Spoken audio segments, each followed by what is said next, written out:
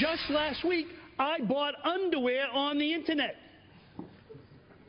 Why should you know what size I take, or the color, or any of that information? Well, now I'm curious.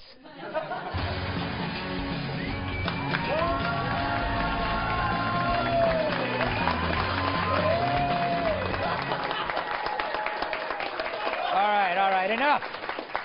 Enough, my adoring fans. So as the media loses its collective poop over Russia's meddling in our election, turns out FBI Director James Comey tried to go public last summer on this very matter, but President Obama shot him down.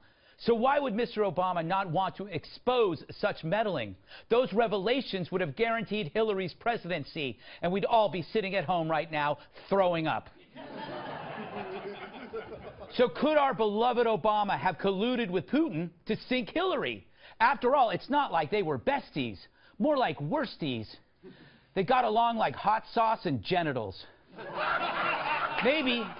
Maybe this was payback for Clinton sparking the birther truth, rumor. To which I say, well done, Mr. Obama, if that's your real name. Anyway, Putin denies involvement.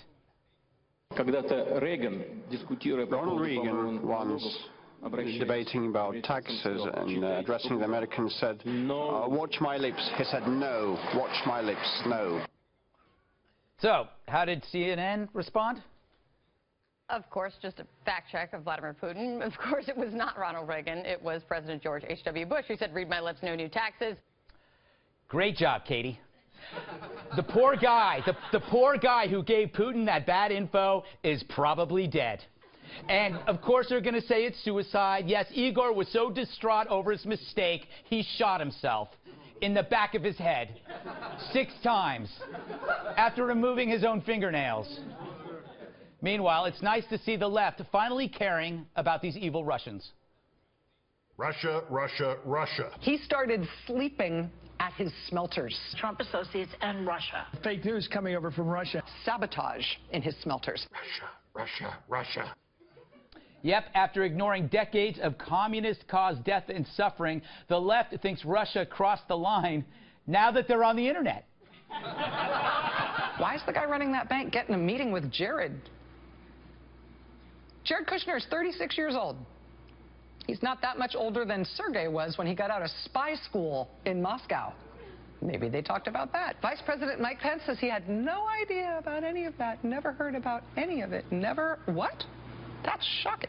Never heard any of it. And that's why somebody has decided to leak a portion of his 2005 tax return, which is how and why we got it tonight. Russia, Russia, Russia. I got to hand it to her. She's working it. But it makes me wonder, why? Why now? Do you know what today is? I have here in my hand a calendar. Take a look at today. It's April 1st, April Fool's Day. So what's in my hand now? What's in my hand now? A Wikipedia page. Rachel Maddow's Wikipedia page with her date of birth, which is April Fool's Day. Rachel Maddow was born on a day celebrated with the spreading of hoaxes. A day that marks fake news. Coincidence? It's also John Gosling's birthday. I hate John Gosling. Back to her Wikipedia page, which I printed, an exclusive printing from my exclusive computer. If you look closely, you will see the place of birth. She's born in a valley in California, within miles of a river, the Russian River. Back in 2014, Russia tried to block the Olympics' anti-doping efforts. In what sport? Well, what would you do in a river? You might swim. Who is an avid swimmer? You guessed it. And what of this valley she was born in? Castro Valley. Fidel Castro, who established ties with Russia, hoping to replicate their murderous dictatorship. It's as if dictators seem to anticipate Rachel's every move, like Putin. whose dissertation was on economics. It was 218 pages long. 218. I want you to let that number sink in. On episode 218 of Rachel Maddow's first year of shows, who was her guest? This man. Mr. Anthony Weiner, who helped ruin Hillary Clinton after it was revealed he had Hillary's emails on his filthy, filthy laptop. Anthony Weiner. How convenient. Could Russia have planned the whole thing with the help of someone signaling when the time was right? In Russia, Weiner is often called a kielbasa. On December 24th, 2013, the day before Christmas, Maddow tweeted this: I know it'll be a hassle to fly with a huge fresh kielbasa, but how much hassle? Who would tweet that about kielbasa unless it was a tip-off to the Russians about Weiner? To sabotage Hillary Clinton on the exact same day, December 24th, 2013, Mikhail Kalashnikov, the father of the Soviet rifle, the AK-47, dies. He was only 94, Rachel. Why? Why? It was also Ricky Martin's birthday.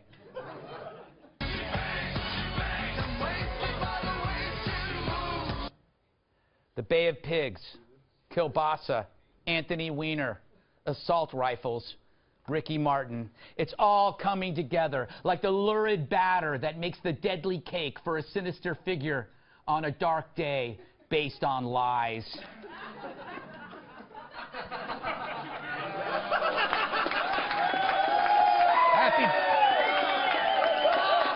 Happy birthday, Rachel. You deserved it.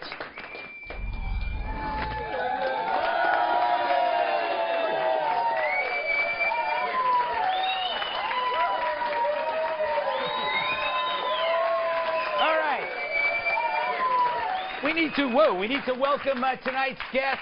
This man has written more books than I've read. Celebrated journalist, the great PJ work. You got to get his latest book.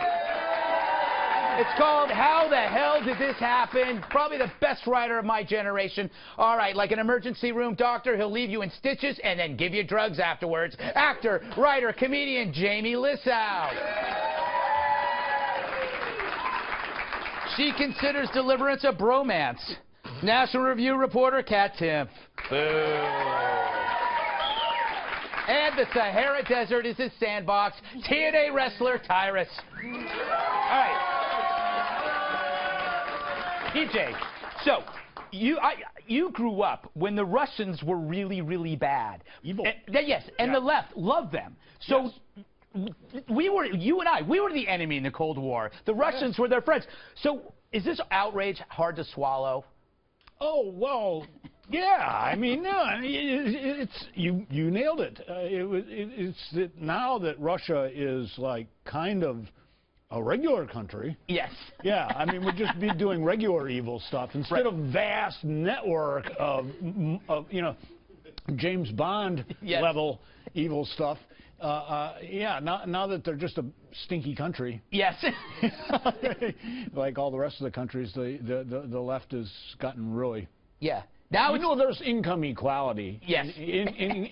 There was income equality. Right. There's income inequality now. They always had good stuff like free health care, and everybody was poor. Yeah. So that was equality. Yeah. Hey, Jamie, what do you make of this whole Russian thing? I know you're in Alaska, so of course you can see Russia. Yeah, it's right over there. And first of all, Greg, I loved your monologue. Thank you. I wanted to say, and it really brought me back because I was actually in a heavy metal band in high school called Hot Sauce and Genitals. Oh, really? And so it took me way back. And I got to say one thing: seeing Anthony Weiner brought back so many fond memories of his time in the news. Right. And just makes me think, if your last name is Weiner and you like sending certain types of pics, shouldn't you pronounce it different? Yes.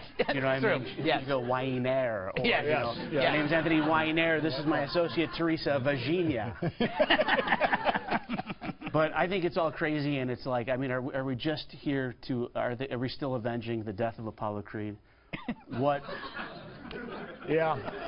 But doesn't it kind of make them seem cool, though, like their secret meetings with Russia and stuff? I don't know. It keeps me in the news and excited about it. No, it's true. It's actually kind of fun, Kat, watching this unfold. It's like a nonstop soap opera. We're not sure where it's going to go next, although I actually think may not be much there. Right. Well, obviously, if all the things did happen that Rachel Maddow is sort of insinuating happened, that would be bad.